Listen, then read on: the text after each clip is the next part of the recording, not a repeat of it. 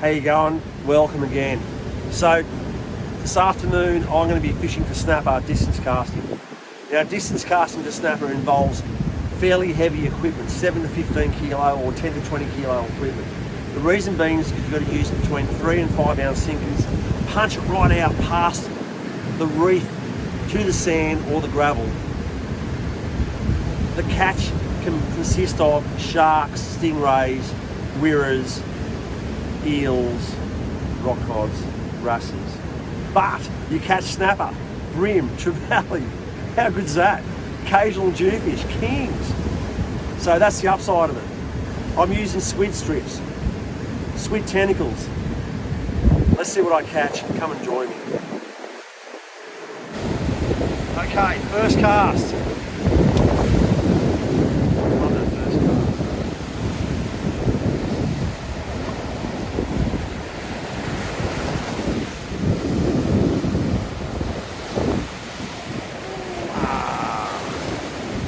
So the reef out here is about 80 metres. So I have to sort of get around 100 to clear it properly. So those waves breaking out there, and it's sweeping my line twice a minute, so it's making it pretty tough, unfortunately. When the wave comes past, it flicks the line inside nearly every wave, especially the larger ones.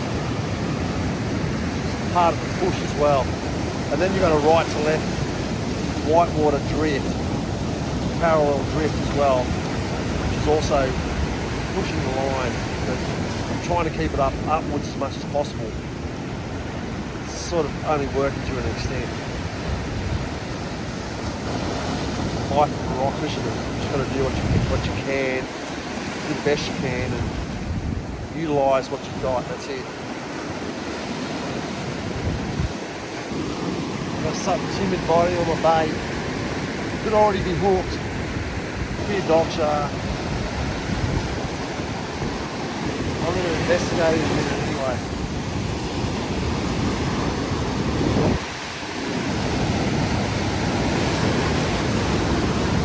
Looks like maybe a dog shark.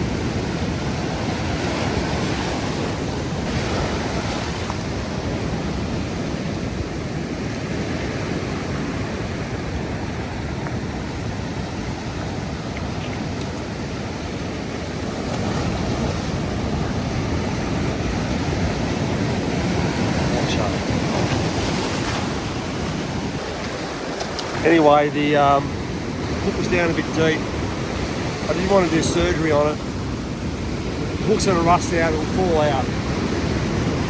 The survival rate's much higher. Well, even though it's an undesirable fish, you can take them home, you can fillet them down, they're not bad too, but why harm it if you're going to release it? At the end of the day, no point. Just release it. It's only the price of the hook. I've got all my equipment, all my accessories that I need here, so I don't need to run back to my gear. Even though the gear's only 40-50 metres away, it's just so much more convenient to do it here.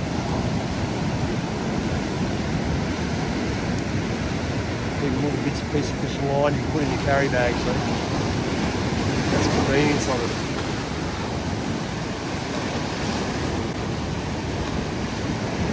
I'm going to try some squid gut. Actually, squid gut.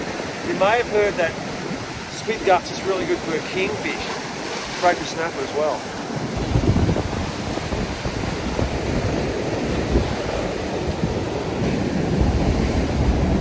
You know, you make up the calculations of what you should be doing, where you should be going, and sometimes it's so close to being not quite right. Slightly incorrect, or maybe just slightly pull it off. Some days are easy, conditions are right, easier fishing, but if you retire, if you actually relied on only those utopia conditions, really you're going to be sort of repeating the same outing over and over to people in your own head of that great day that you had, and that's not really fishing. It's actually challenging yourself, pushing yourself to limits, excelling, increasing your ability as an angler. That's what it's all about. Squid candle.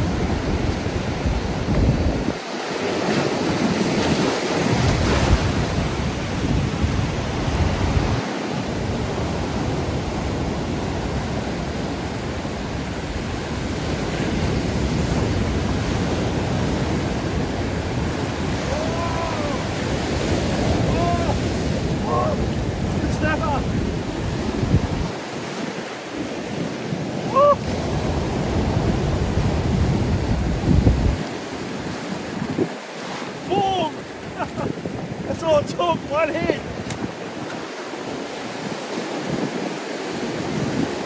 I'd say this would be 40 centimetres, roughly. Fish.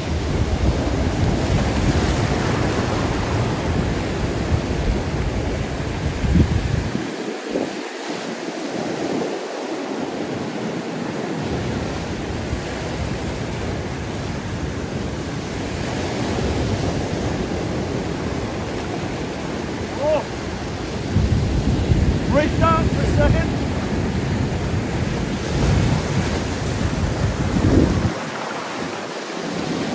Oh yeah! Woo! Oh yeah! Let's get over here. What's this wave? What's this wave? Wow.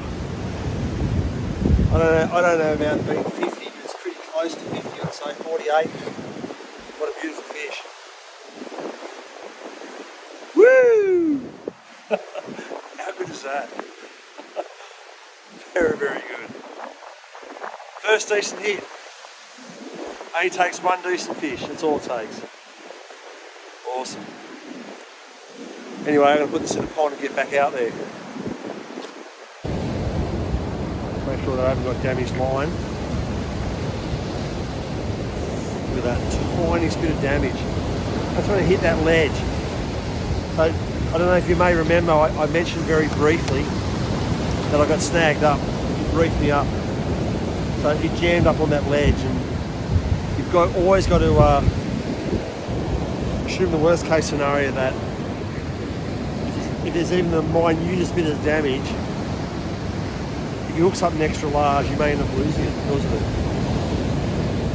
You know, I had more than half a dozen casts and nothing happened. I was going, oh wow, one bump from a snapper and that was it. And then bam, that come along. Awesome. Let's get back out there. And that's why you're fishing with a long rod, at least 13 feet. The line just gets swept across. Short of the rod, all the lines get swept across by the waves. Therefore, you can't hold as well, as efficiently. A rod that's around, so this one's around 14 feet plus, even one that's 15 or 15 and a half feet, 15 feet is a high, but it can be a little bit cumbersome to use, so 14 foot's ideal. Here we go, bite.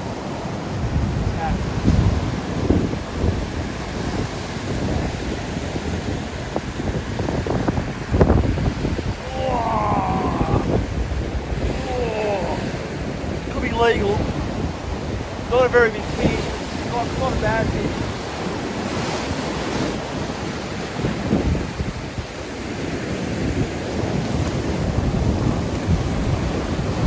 Oh, it's a matey. So that would be sort of 32 centimetre size. Let's get over here. Anyway, that was on a little bit of squid guts. It's not so common for people to use squid guts, but look, that fish is certainly legal. Probably about, oh gosh, it's spiky little bastard. It's around sort of 32 centimetres, that fish. Nice little plate red.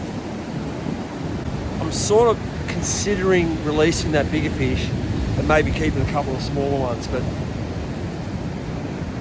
I'm just a bit concerned about releasing it in this rough water and it doesn't get away. So I'm just going to contemplate that. But anyway, that's a legal snapper.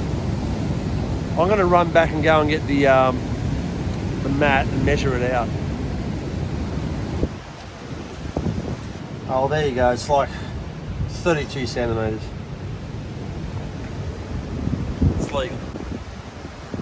Probably think why keep small fish? Well, I sometimes prefer to keep some of the smaller fish and release some of the bigger fish. It's like, you know, you release a bigger flathead, and maybe in the future some of the bigger jewfish and kingfish it'll be more of a regular thing for people to release them. Obviously you've got to be practical about it if they can be released. You know, so I release a lot of fish. Just that eating a fish that size compared to a bigger fish whole is just a culinary delight, mate. So anyway, you know, hang on to that. So it's only a couple of centimetres over, but still it's legal. One wind's going one way, the current's going the other. It makes it that hard to fish.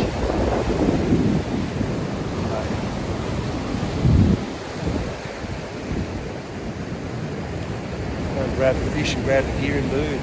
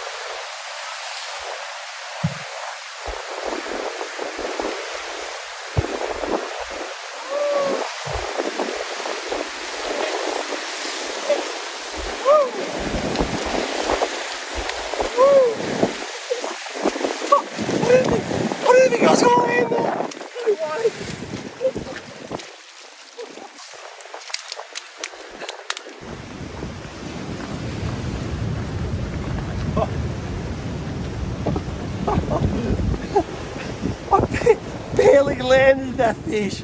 It wrapped around a rock, the line went over the rock, and then the fish was over here and the line was still caught up on the rocks, and it went back again, back and forth, and I felt the line going, felt it grinding. I thought, oh no, I'm going to lose this. And then it unclicked, the line unclicked, and then it was clear. And then I started bouncing it in, and I managed to get it up. Look at that. I reckon a good 50 centimetre fish. What an outing. It started off really slow. That was my first cast at the new spot. Well, it wasn't a new spot, I fished here before, but at the third spot that I've moved to. You see, it pays to move around. I'm going to quickly measure up this fish. I know, you probably get fed up with me saying, I'm going to measure this, I'm going to measure this. I just love measuring the fish up. I just love knowing what they are, rather than just assuming what the size is. I know for certain what the size is. I reckon a good solid 2 kilos as well, at least. That. Okay.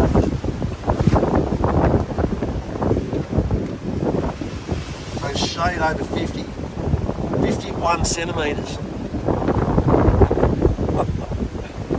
How good's that? Wow.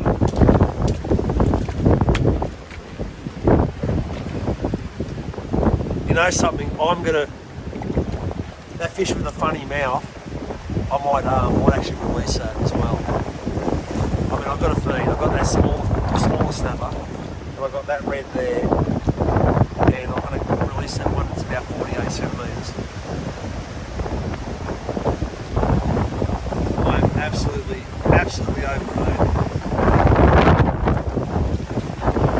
Anyway, I checked out the all the areas that I could actually release the fish successfully, and it's just too rough to release it. I would love to have released that 47, 48 centimetre fish, but I'm just reluctant to do it, just for the fact is it's just too rough. It probably will get hammered back up on the rocks and maybe not survive, so I've decided to keep it. Anyway, that's the way it goes. Generally, in areas that you fish, you generally release fish, but not in these sort of circumstances. It's just too rough. Anyway, I hope you enjoyed the video. It's been pretty exhilarating, a lot of fun. Please like, share and subscribe. Thanks for watching.